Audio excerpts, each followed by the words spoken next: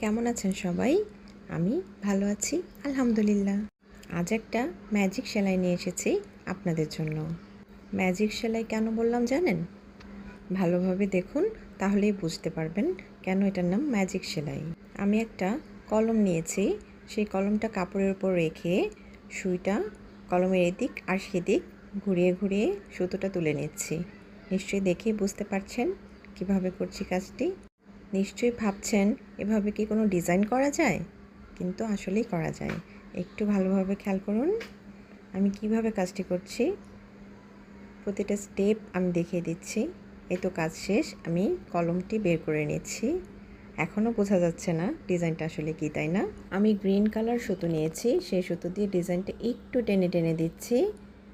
দেখুন কি হয়ে গেল, ফুলকলির একটা ঝোপ তৈরি হয়ে গেল। দেখুন ভালো লাগছে না?